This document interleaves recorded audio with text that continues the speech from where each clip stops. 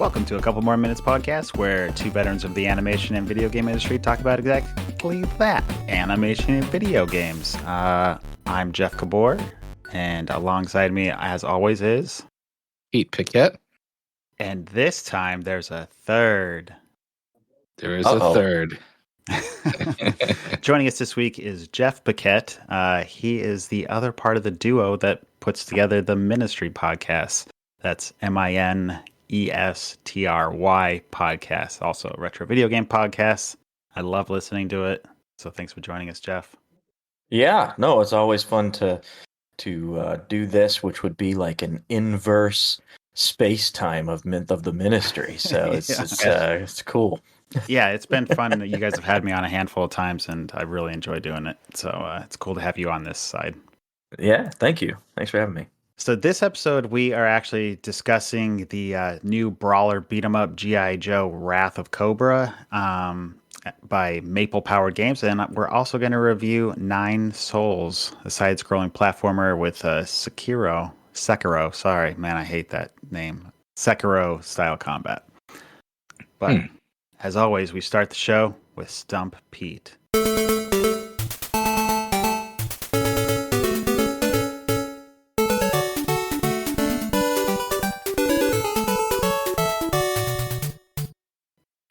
Oh boy. So last month, if you were playing along, the sound was from Gremlins 2, which took a little bit of effort for Pete to get, but he got it. And this time, we're going to mix it up. So, Jeff, you're welcome to chime in on these. They're a varying degree of difficulty. All right. Well, okay. Yeah, I'll chime in if Pete's stumped. How about that? Which I highly doubt that'll happen.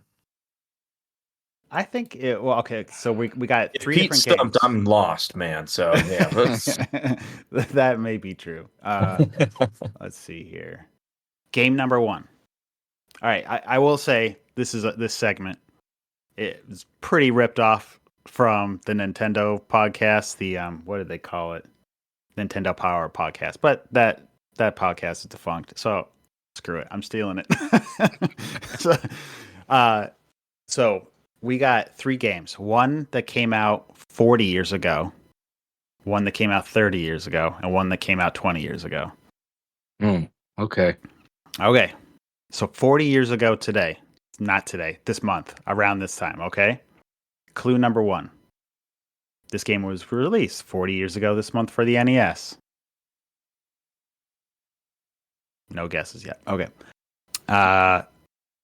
Number 2, developed by Nintendo's R&D 1 team. All right, so clue number 3, it features this sound. Boom! Man, you nailed it. That's when the fish eats you if you get too close to the water. All right. For those playing along at home, the final clue, its mechanics are directly taken from the popular arcade hit Joust. 40 years ago today? 40 years ago. Isn't that nuts? Good Lord. Good Lord. That's right.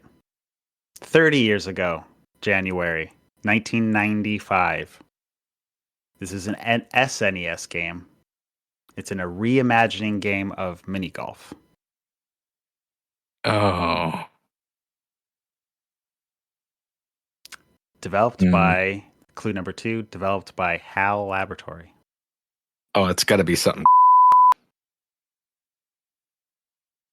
Features this sound.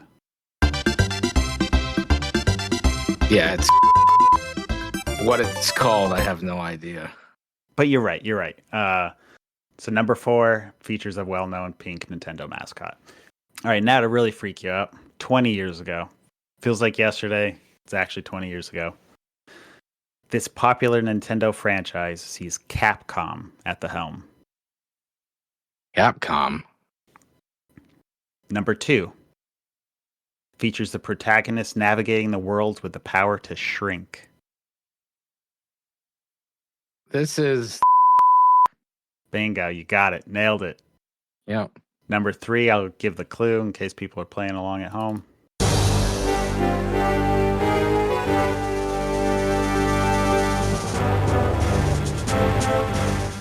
And clue number 4 features the tiny people known as the Pickery.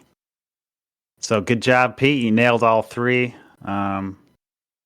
We'll say the spoiler real quick. So it was a balloon fight, and then it was Kirby's Dream Course, and then Minish Cap, already 20 years old, 2005. Wow. That's crazy. Yeah, that is nuts. I remember buying it. I just played through it for the first time over Christmas break. Man, that game is fun. Really good. I bought it. When I bought it, we were at Blue Sky and working on Ice Age 2. Right. And or between Ice Age 2 and Horton. And it does feel like yesterday. It really does. Yeah. This is another one I haven't played. Actually. It's worth picking up. It's for people. It's on the Nintendo Switch online service right now, so you can pick it up and play it if you've got that. What is that, $10 a year or something? Maybe 15 now. Whatever it is, It's cheap. So that is pick really it up cheap. And play it that way and play it on the go and however you need to do it. A little more than $1 a month. That's worth it. Yeah.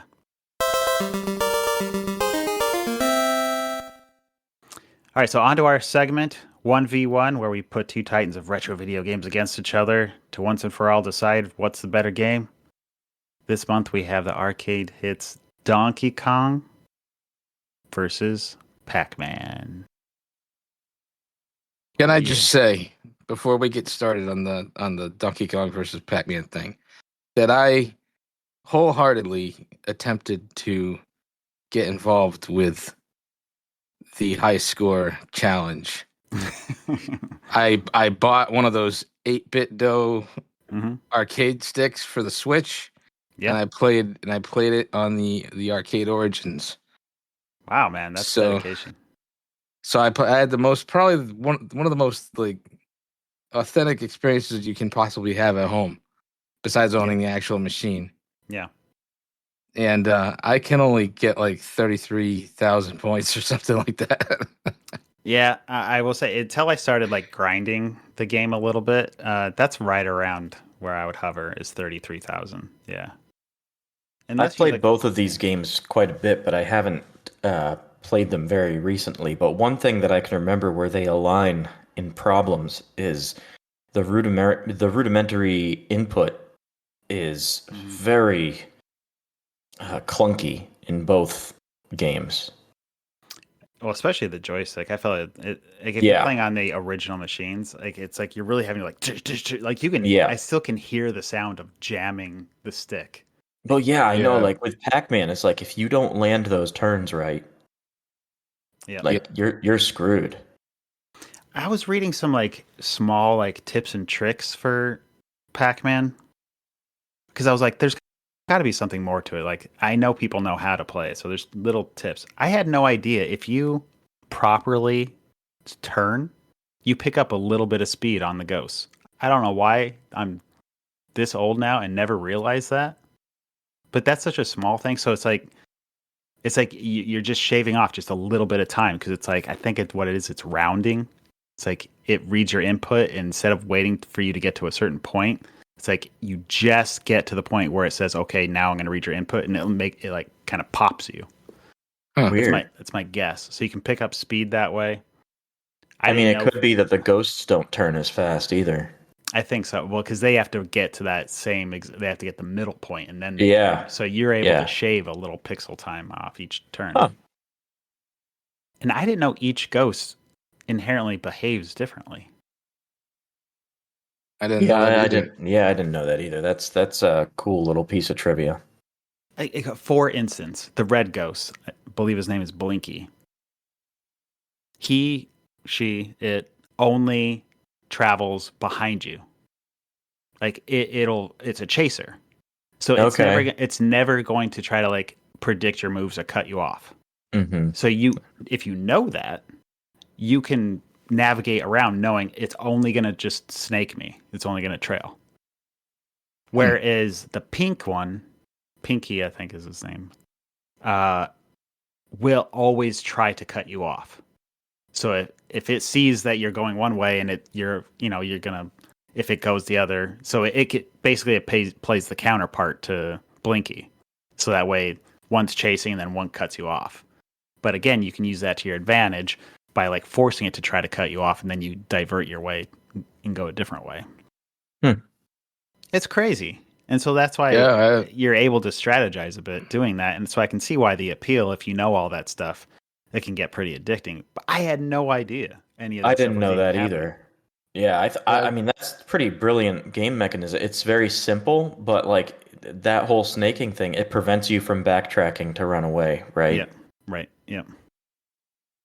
Yeah, and I know there's patterns you're supposed to be able to recognize, and there's manipulations you can do, but it was all invisible to me. So I never really got into Pac Man. All right. I played that game my whole life and never knew. Yeah, just finding all this out right now. Yeah. All right, so we asked listeners their opinions. We got a handful of responses. So Weevil of Doom says both these games make me. Let's see, both of them make me sick because of the silly Mitchell stuff. Being the Billy Mitchell controversy with him being the video game player of the century, and Pac Man, is it real? Is it not? Donkey Kong high scores? Is it crap? Is it made up? Whatever. Polly says, I don't know which is better per se, but I'd rather play Donkey Kong. HG Flex says, I personally prefer Donkey Kong. Find the gameplay more dynamic. Ugly Owl says, I prefer Pac Man on a cabinet, but I prefer Donkey Kong on the NES. Goated Noob said, I don't really care for Pac Man, but I will say that the arcade Donkey Kong is not great. It's pure RNG at times unless I suck. NES Donkey Kong is pretty awesome, though. Zero the 14th says, I definitely am Team Pac-Man. Joe Dosh, on the arcade, Pac-Man is just so iconic. To this day, people think of that Pac-Man.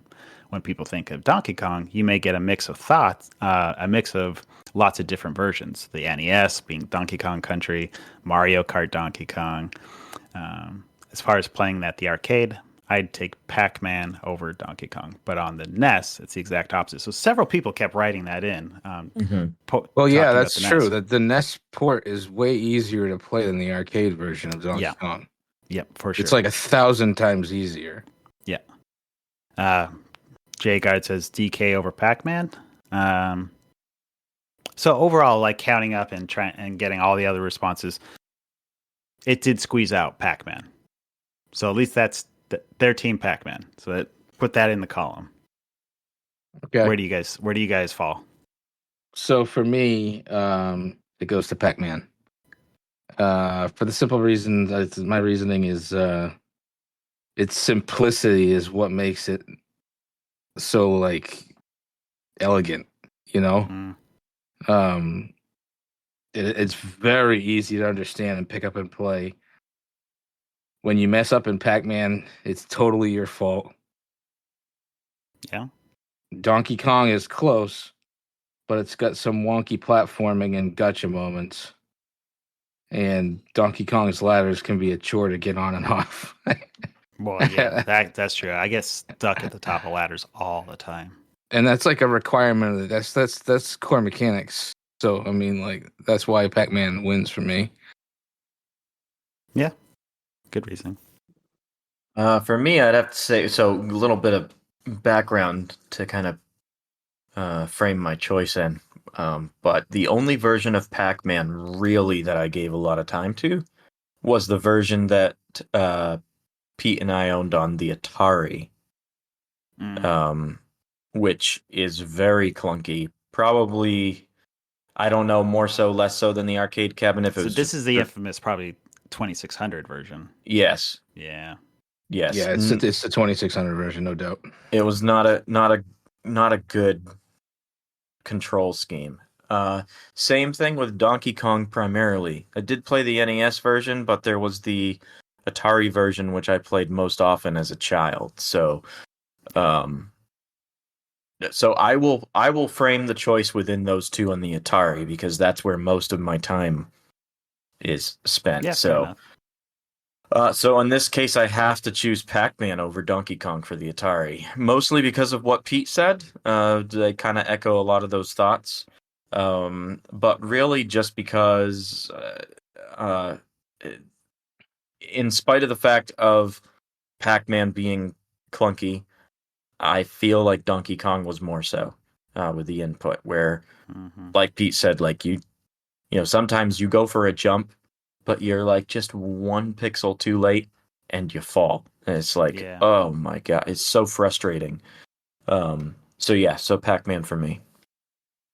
Well, that's three. That's three already on Pac-Man. I will be the sole voter. I'm gonna go ahead and say Donkey Kong. I just keep going back to it, and I just suck at Pac-Man. I suck at it. I can never get it. Learning that new stuff about the different ghosts is intriguing, and I'm sure that helps out. It's funny you were saying the 2600 version. I grew up playing Donkey Kong on my 7800. And then we had Miss Pac-Man for the 7800 as well. Yep. And I loved that. But I think even then I was playing far more Donkey Kong than I was playing. We should say the arcade version has the Cement Factory, Pie Factory level that's missing from everything. Pete, you have an awesome, cool ROM that hacks that back into the NES version, though. Yeah, it was called. They just call it Donkey Kong Pie Factory, and it's on the cartridge I got off Etsy. And they put the cement pie level back into the game. Yeah, that's really cool. And they added some stuff too, like animations on Donkey Kong and stuff like that. Really? Wow, that's pretty cool. Yeah, that is awesome. But yeah, I see all the flaws with the mechanics of Donkey Kong, but for some reason I love that the coolest thing that separated it from me was learning to control the barrels. It's so fun once you know how to do that. So you control the barrels? Yeah. So if they're above you, right? And you want them to go down the ladder that's right above you to the right, you simply hold down right, and they will go down the ladder. If you don't want them to go down, don't give an input. So they're because they're trying to do the thing where you're running towards the ladder, and so they're trying to cut you off. Mm-hmm. So that's the thinking behind it. But so in that, knowing that, you can control them. You can tell them when to go down the ladders and not. And that just makes it really fun to try to point push that game. So you can try to all the way up, and it goes all the way up. So if you're on the lowest level on the grid throwing barrels level, you can control and try to group all the barrels together in these giant chunks. So when you get the hammer, you're just smashing them all. Like, it's really interesting watching the pro players on how they can do that. So I feel like the gameplay is super intricate. Having the 4 different boards that you play keeps it alive for me, where Pac-Man's got one board. Yeah, that's very true, actually. Yeah, go ahead. I was going to say, the first time I ever saw Donkey Kong was on an episode of Mr. Rogers' Neighborhood. He actually went and visited an arcade. What? And they opened up the arcade machine and stuff and showed him how it worked and everything. I don't remember that episode at all. And I watched a lot of Mr. Rogers. If you could find a clip and insert it, you got to do it. I'll see if I can. That is cool. Wow, I had no idea. I think maybe I could try this. I've never tried this kind of a game before. Yeah. How do you do that? This makes the man go this way. Mm-hmm. For climbing ladders, you go up. Aha. Then when you want to go this way, you push it that way. These buttons right here are just for how many players you want to play. That's for 1 or that's for 2. And this one's for 2, I see. And this is a jump button when you don't have the hammer. So he's a carpenter. That's why he'd be using a hammer, isn't it? Yeah. A lot of carpenters use hammer. Whoa!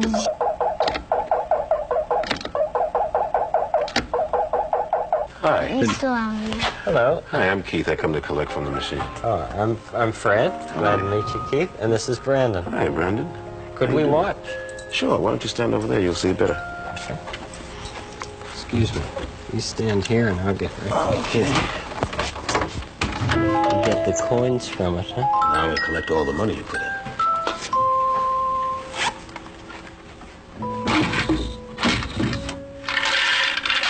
stick that inside there. That's where it must come in. Mm-hmm. When it comes down through there and into the two holes. You know, I the thing is, both of these games are so iconic, and for different reasons. You know, they both hold like the origins of major franchises, and in my opinion, I think that both of these games deserve like a modern Smooth Mechanic remake, like no added stuff, like just you know, like real true remake. But hey, we're gonna give you updated graphics and smooth controls. Yeah. Yeah.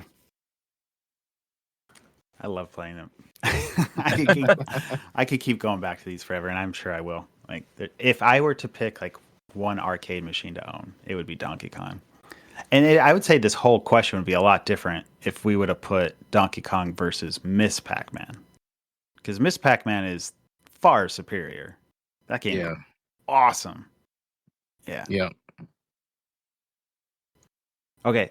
So one thing I should also add in: listener Brad Fosho took up the challenge of the Donkey Kong high score, and he was playing on the NES version. He got 42,700. So even though I always play on the arcade one, I wanted to take up his challenge and not ignore that. And so on my first attempt, I got 77,500. So Brad, you got to keep trying. So wait a minute, are you opening it up to NES? Yeah, I'll open it up to NES. Yeah, go ahead. Okay. It's just a different number. So right now, my number's sitting at 77,500, but I only played it once. Oh my god! Son of a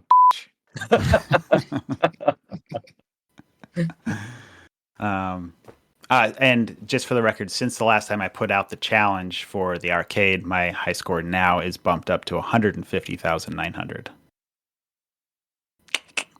Feeling good about that. That was a good game. That was good. I enjoyed that. Our silence says it all. Okay. All right, moving on.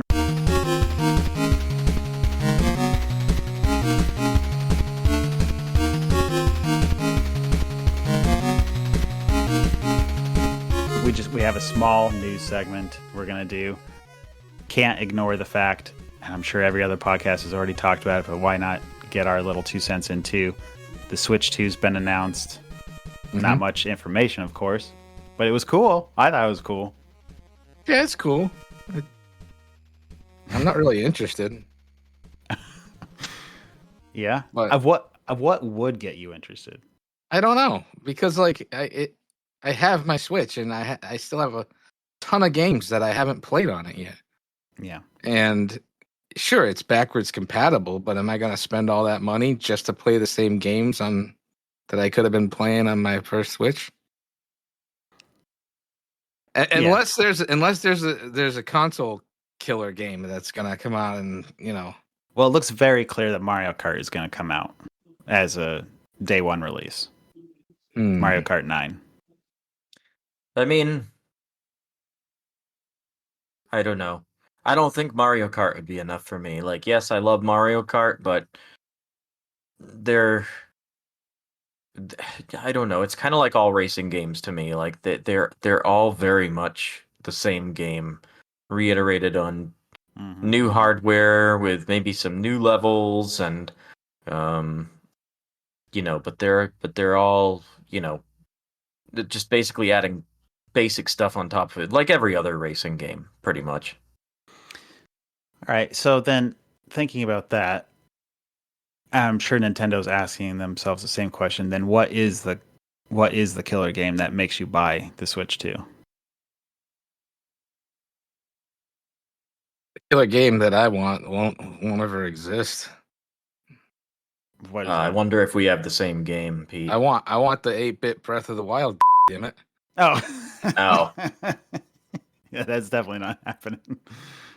Yeah, for me, it would be it would be a new Metroid. I think that I'm hearing a lot of people predicting a new Metroid Prime.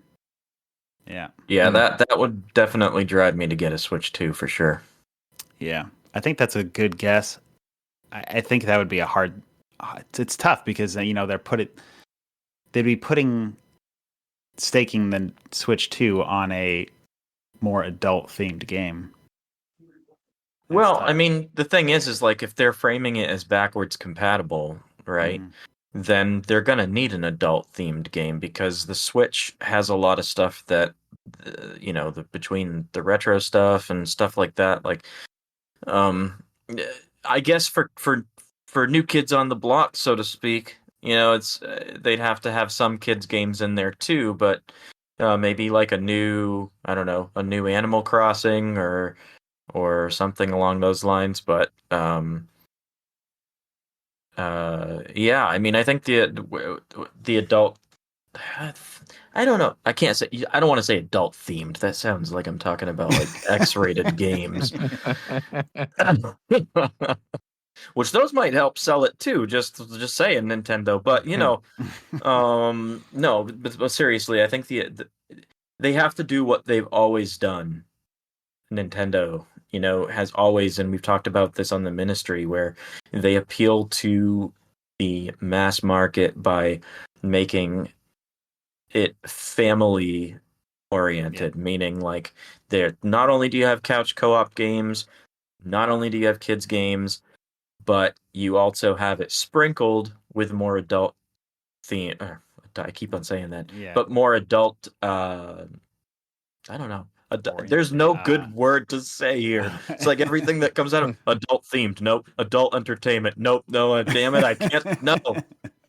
Adult oriented. Appeals to mature audiences. Well, yeah. I mean, I guess you need to, you need to appeal senior citizens too, I guess. Yeah. Well, that was the Wii's success, right? Yeah. Genuinely. They got all the senior homes. So, all right. Just since it's fun to have like a prediction, we know Mario Kart. So what is the other launch title? Pete, like, go ahead and just make a guess. It's got to be another Mario game. Like Mario Party? No, I mean like a full platformer, proper platforming game. Mm-hmm. Mario style game. Maybe like a Super Mario Odyssey 2. Yep, would be freaking awesome. I think that's a safe bet. I think that's where I was gonna go, but just to switch it up, I'm gonna go bold and say they're gonna add a new Mario Galaxy. Which I think would be a mistake, but I think that could be. They could mix it up and go back to the well to Mario Galaxy. See, I'm the outlier here because I can't stand Mario. Yeah, like I love it as an IP. I love it for the nostalgia, but as a game, it's never really grasped me like it has other people. Yeah. Did you happen to try Mario Wonder a year ago? I did not know. I just pretty much ever since, this is going to sound really stupid, but pretty much ever since Mario 64, I've kind of fallen off the map with Mario games. Yeah. Okay. Yeah. Because there was new platformers, that was called, New Super Mario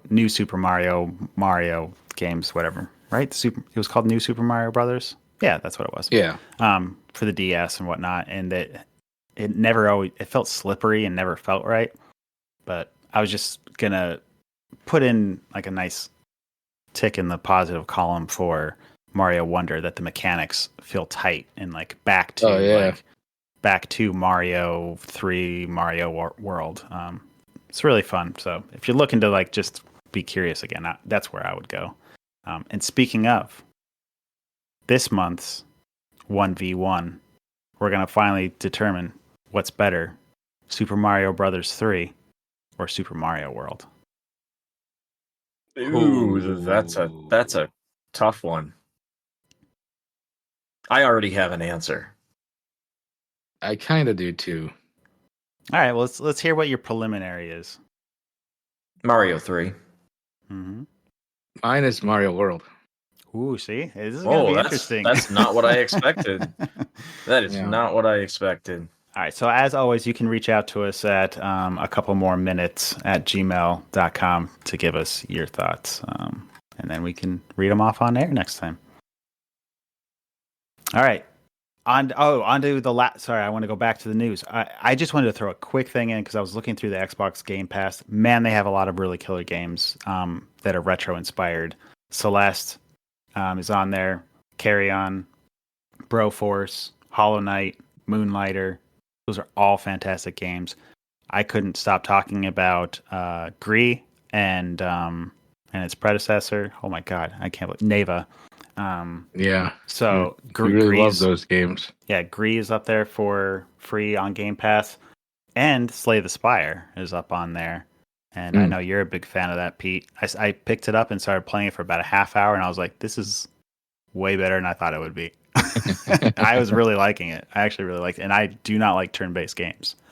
So that was, yeah, it's cool. Last, also a little bit of news I think you would be interested in. Labyrinth is finally getting a sequel.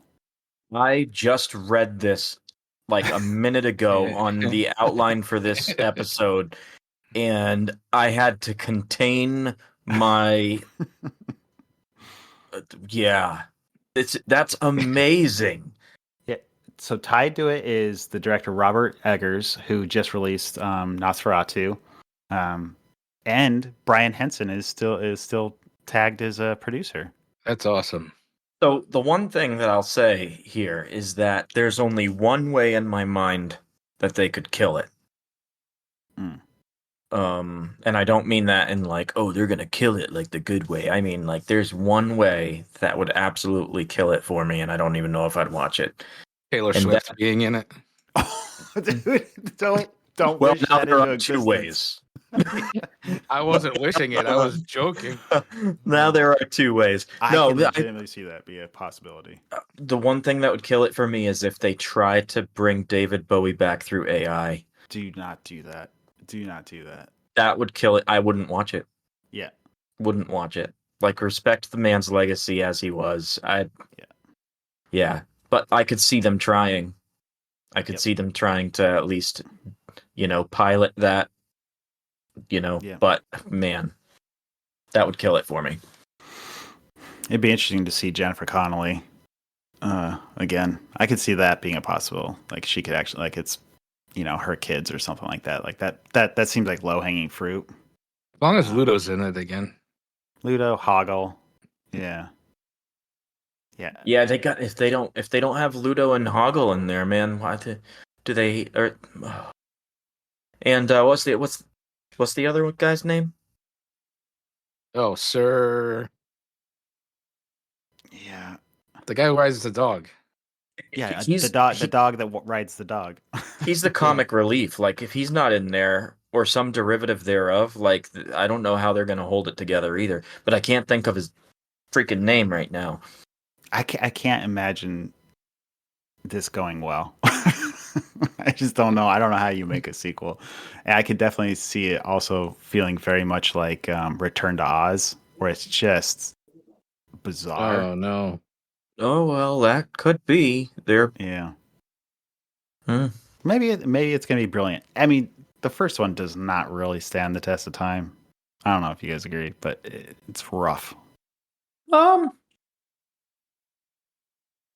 I don't know how I feel about that, actually. I mean, there's definitely, you have to view it through the context, like through the lens of the 80s, right? Yeah. Like, that's the only way that it holds up, I guess. Yeah, but if you're like, if you're not familiar with the culture at that time, then yeah, it definitely wouldn't hold up. I could see that. Yeah. No, I that is true. And even for looking at it through the lens of today, there's some still really creative things you just don't see anywhere else. Mm-hmm. Like one of my favorite characters in the movie is the doorman. Remember the doorman? Yeah, They're yeah. like guy who's like on top, and then there's the guy who's on the bottom, and they talk to each other, and Yep. And one only says the truth and one only says lies. yep. Right. And so, Yeah, that's a funny part. yeah, and she's trying to figure out which way to go. And Yep. based on that, but like which one's the liar? It's the famous discrete mathematics problem. I can't think of the name of it right now, but it's basically they just inserted that into the movie. I'd have to look it up, but it's a postulated problem that is solved through formal proof, which is what she does in the movie, essentially. So it's interesting to see. Doesn't she get it wrong though? She does, I think, yeah. Something like No. You could say that technically she got it right because she did reach her destination. So yeah. I'd have to go back and actually look at her answer and look at the formal proof and figure it out myself. But yeah, it's an interesting little piece of trivia that they insert that mathematical problem in there. Yeah. So Sir Didymus. Sir Didymus. Yeah. Yeah. That's the one. I like that little glowworm that tells her, Don't go that way, never go that way. Yeah. No, I said hello, but that's close enough. Yeah, that guy. He's actually my favorite character in the movie. Yeah. Yeah, I always think it's so cute, like that. She's like, thank you, okay, and she goes on her way, and she's like, yeah, that way would have led straight to the castle. It's just so cool. I met Karen Pearl, who puppeteered that worm. No way. Yeah, and it was through Brian Menz. Like Brian Menz one day was like, would you like to meet Karen Pearl? And I was like, yeah. And so we met up in Central Park and hung out for the day. And I feel bad, but I bombarded her with questions about. I was like, oh my God, you're Maureen the Mink from from the Christmas. No way, it's the same. Oh wow, same puppeteer, huh? Wow. Yeah, and you're Red Fraggle, Yeah, Red. Yeah. I didn't realize that. Crazy. I didn't realize you did Maureen the Mink. That's really funny. All right, so I guess we'll see how it goes. Apparently, there's rumors that it does have a working script, but Robert Eggers is continuing to finesse it. And I don't want to see David Bowie Singularity, please. No. Please. And apparently it's way off. Like, we're talking 2020 late. Oh, okay. So I wouldn't be surprised if it just never happens, because if it's so early, but it's exciting either way.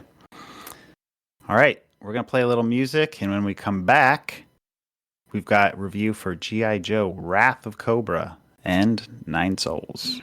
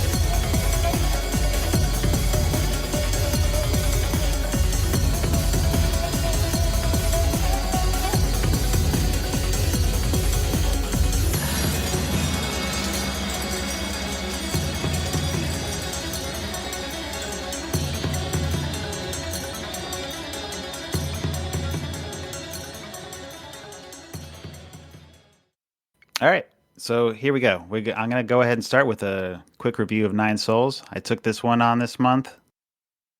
This is a platformer with Sekiro combat, lots of timed parries, intricate offensive strikes. Anyways, it was developed by Red Candle, which is a Taiwanese indie game dev company. They were known for doing a couple horror games. So this was like a huge departure for them. So you play as this character Yi, who's like a godlike character, and they're basically just trying to get. He's part of like 10 souls, these gods, and he's trying to get their 9, for lack of a better term, their medallions or whatever, to set things straight and stop them from ruling the way that they're ruling. Anyways, it is it's super positive. Metacritic score is 83. It was nominated for Indie Game of the Year. I'll be honest, I had to stop playing it. It is really. It was brutally hard. Like you guys usually, like you guys are usually. You heard it like, here first, ladies and gentlemen. I couldn't. Jeff Gabor had to quit. It's too hard, and it is. I know it. The whole point. This is Sekiro and all that, where it's like I guess the term is get good type of thing. It's not get good. It's get memorized. That's what it was. Yeah, memorize the parry systems, memorize the motions. Then you know what to expect, and then you react accordingly. So it's kind of like a precision platformer in the style of a combat. Yeah. Game. Yep. Yeah, I would say it's closest to Hollow Knight if you played that. Yeah. But each enemy in the game is so difficult. There's no just running up to an enemy and not seeing it before and winning. That is not happening. You see a new enemy, you're dying. And the whole time you're carrying your cash with you. All right? So for each enemy you get, they drop a little of the currency and you carry it on, and you need that money to do upgrades and get items and whatnot. Every time you die, you lose the entirety of your money. All of it. And there's no getting it back. You can get it back. It's that Dark Souls type stuff where you go back and you can recover it. But when every enemy is so difficult, now you're going to go try and retrieve your money. Okay? Who knows when the last checkpoint was? So you're taking forever to get there in many cases. Then you get there and you're re-fighting a person that just killed you. So you don't understand the combat. Very likely you don't understand the combat. So it creates a loop where you're just dying and dying and dying and dying and dying and dying and dying and dying and dying just to get whatever pitiful amount of money you had. Wow. Man. That doesn't sound like fun at all. It drove me bananas. And I don't know other than to say it's just not for me. The art is amazing. It's beautiful. I did find the storytelling a little rough for me because I have a thing against the main protagonist being unlikable. Mm-hmm. Like he's super grumpy dude that's like very dismissive about things, and he kind of has that save the cat moment at the beginning of the game, kind of to get you on his side. But overall, like he's just a kind of curmudgeon, and he's not fun to actually be. So, anyways, I will say the game is incredibly well done. It's just not for me. It's too hard. So for me, I think where you said we're going out of 10 now, right? I think we said. Are we? I thought we were doing 5 because 10 is a lot. But 5 is half points. Yeah, 5, but half points. Yeah. Okay, I'll give it a 3. Okay. So you guys take it away with G.I. Joe, Wrath of Cobra. G.I. Joe. Okay. So. Do you want yeah. Sorry. I had the unique opportunity to sit down and play a game with my brother because he was visiting for a week. And I had just bought this game, G.I. Joe, Wrath of Cobra. And on paper, it looks amazing. And I don't like the sound of where this is going. Well, I will start off by saying we reviewed the Xbox version. Okay. From the Xbox Series X. Which it claims it's optimized for. But we ran into so many problems with the game. Soft locking, characters disappearing, screens freezing, like no, game breaking. And it's probably good to mention here that it almost seemed to be related to the level we were on, because most of the game we played, we didn't run into that soft locking problem. So I feel it was almost like a problem of level design, like the way they designed the engine, like something was interacting there that just wasn't, you know what I mean? What level was it? 6, I think, was when we first really started encountering problems. Yeah. We were on the last level fighting Cobra Oh, Commander, God. and I died, and the game over screen came up, and Jeff was still fighting in the background. Yep. Oh my gosh, that's frustrating. So it was just the game over screen was up. Like if Pete had pressed like continue or something, like I don't know what would have happened. We're just like, just leave it there, just leave it there. Yeah, I don't know. Like, what would it have crashed? Like, we don't know, because like, you know, I just was like, just leave it there. I just kept fighting while it said game over on the screen, and then I died, and it stayed on the screen, like kind of like rendered on top of everything, and I was like, okay, this is real game over now.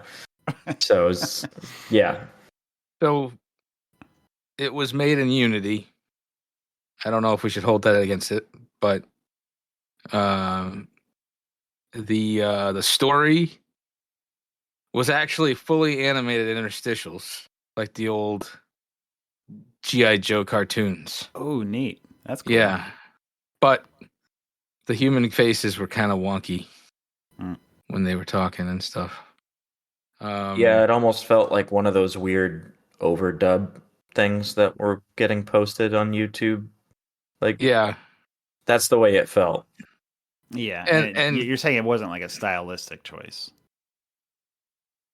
No. It just felt. I guess the word I could use is it felt forced. Okay. Yeah.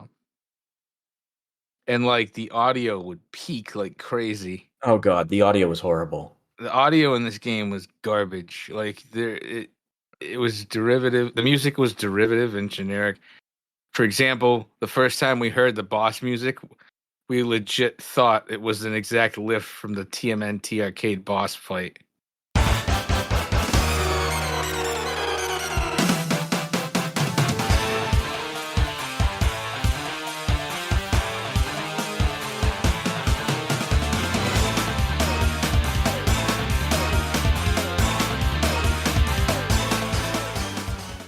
Oh wow. Yeah, it sounded exactly like it. The TMNT. Which boss? Which TMNT? TMNT 2, right? The arcade game. The arcade game. Yeah. Yeah. So like it would be Rocksteady. I think it was Rocksteady.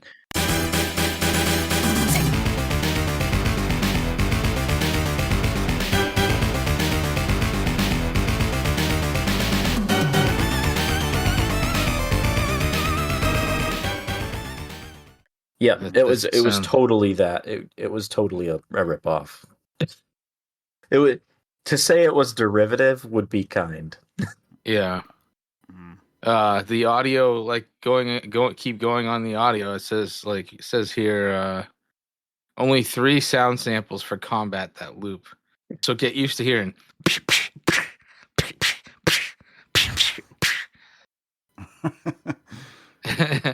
I can imagine. Same 3 sounds.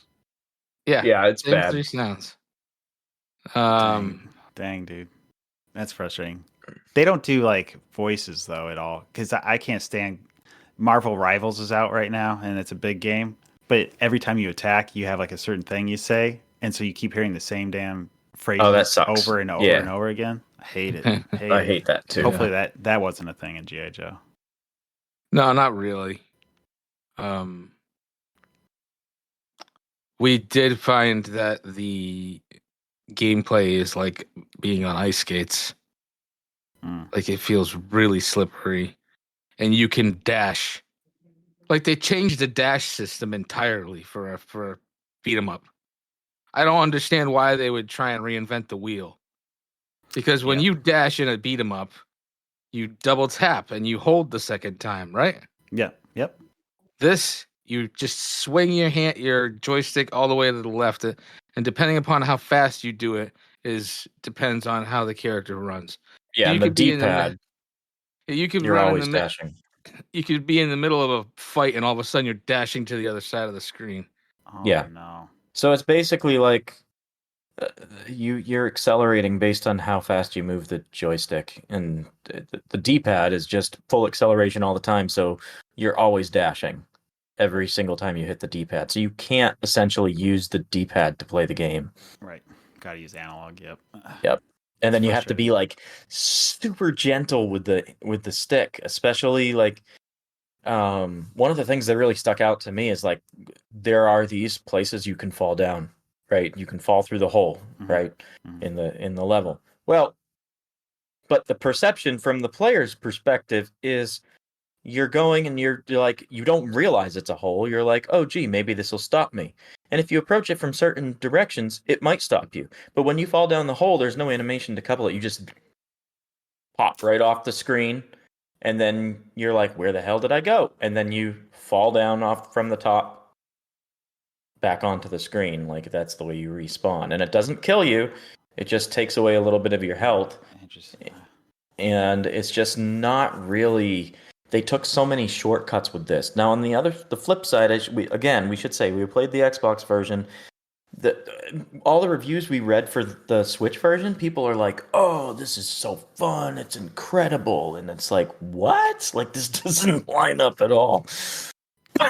Excuse me. I wonder. That's very interesting. I wonder. Maybe at least it doesn't have the crashes.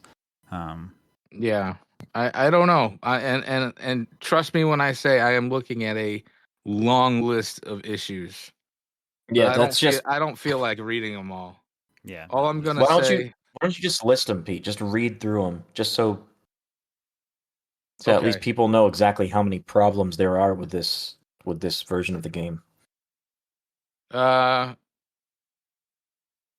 Only 4 characters to choose from initially. 2 can be purchased. Gunplay feels broken.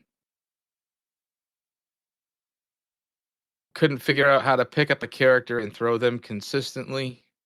Power-ups are very weak and do the same amount of damage of a regular attack. Only 2 unlockable characters available. The only other unlocks are things to increase the difficulty of the game. The sprites are great. Animation posing could have been way more dynamic. Sometimes there were BG graphics that seemed that they could be interacted with, but you couldn't. Human characters in the cutscenes go off model consistently. When anybody falls in a hole, they don't just they don't fall, they just disappear, and then cueing an audio sound of effect falling. Fun factor, it's a good time killer. On the lower half of fun factor, like on the lower half. Kind of long, kind of boring. It's long. It's a long game. It is. It's like 9 or 10 levels long. Well, I think it's 12. I think level 6 is halfway through the game. Oh yeah, you're right. Yep. It's very long for what it is. So buggy, soft locks, premature game over screens. Players disappear mid-game. Players disappearing mid-game was really aggravating. Just to really kind of frame this is like the camera doesn't move to the right until you have to like almost run ahead of the camera in order for the camera to move. That is correct. And if the second player is like stuck behind something and then the camera moves, you have the potential of losing that second player, and then they can't do anything. And then the next time that the thing pops up, like classic beat 'em up games that say like go with the arrow, ding ding ding, and then the first player tries to go and they can't because the second player is left behind. So it's like it's a total soft lock. It's horrible. Oh my gosh. I gotta say, this is a no-brainer. This should have been a no-brainer. This should have been a fucking slam dunk, and they completely borked it. Like, I cannot believe I cannot believe that they would release something with Such the garbage. It was that Hasbro would allow them to use the GI Joe franchise on such a piece of shit. It was a travesty. It was a travesty of the G.I. Joe franchise. Oh no! So you guys loved it. I look, if I have to score it 0.5 because 0.5. 0.5. Yeah. I'm in agreement. I'm in agreement totally. 100%. 0.5. Well, it's going to be a long time before we see something beat that. That is awful. Oh no! Wow. Did you guys play the new Ninja Turtles that came out?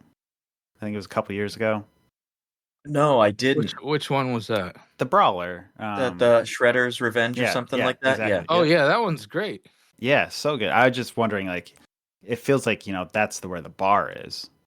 Yeah, that's I the would bar, say so for sure. It's so well below that. And I kind of feel like maybe Pete and I were kind of expecting that going into it, right? But then we were just like, what the hell is this? Like, this is just like, man, I could go to the bathroom and shit out a better game than this. I mean, it does go to show you, like, how amazing games like Shredder's Revenge actually are. All the polish, all the detail, that it starts to go unnoticed. Like a little thing like moving the camera with a second player attached feels seamless. Like it's nothing you ever even think about as how it could be a problem. It just feels like a rushed project. It felt like they had a certain timeline with a certain budget, and they got it to a certain point, and they said, ship it. And that just, it feels that way. It's like, man, this is like almost kind of a prototype. And the artwork, like if they had put the same amount of effort into the gameplay and the engine as they did the artwork, or same amount of effort, if they distributed the effort they put into the artwork over gameplay and audio, it would get a pass. It might not be a great pass, but it would get a pass. Yeah. This is a total fail, and it's really unfortunate because the graphics are beautiful. Dang. Yeah, I can also like add in Streets of Rage 4. That is a more recent game that came out. Yeah, that's a great game. Holy cow. Streets of Rage 2 is like considered like one of the top Genesis games of all time and one of the top beat 'em ups of all time. Streets of Rage 4 is better. I haven't played the fourth one. Man. I need to check it out now. Yeah, you got to play it. It's really good. The animation is sick. All the poses are pushed in the way that you said you wished G.I. Joe was. Everything is so fleshed out. The gameplay is fun. They, just added in all those kind of like modern conveniences, and it's just amazing. I can't sing its praises enough. So that Shredder's Revenge, I guess, hard skip over G.I. Joe then. Hard skip. Gotta say, just to give a little feedback here, but the phrase "the animations are sick" coming from Jeff Gabor is extremely high praise. But legitimately, like I was watching, just the idle cycles are so good. Like the art style is phenomenal. Like it's all hand drawn animation, and it is the best of the best. Like I don't know how they assembled that team, but they really did get like top notch, like comic book artists or something to do that, because those people knew exactly what they're doing. Wow. That was quite impressive. Well, that definitely goes on my list now. Yeah, give that one a shot. Yeah, hell with G.I. Joe. Yeah, seriously. All right. Well, I think that is our episode, guys. So this has been just a couple more minutes. You can reach us at a couple more minutes at gmail.com. Jeff, thanks for hanging with us and talking G.I. Joe. I'm sorry that you played that. That sucks. Thanks for playing with me. Yeah, I mean, when Pete said, hey, we're going to do this episode, we're going to conclude G.I. Joe, and would you like to help me shit on this game? I'm like, absolutely. Yeah, no, it's awesome having you. I'm sure we'll have you back if you're willing to sit down for another hour. So your podcast that you do, Ministry, Can be found everywhere. Just MINESTRY. Thanks, guys, for having me. Yeah, absolutely. Thank All you. right. Catch you guys later. Bye. Bye-bye.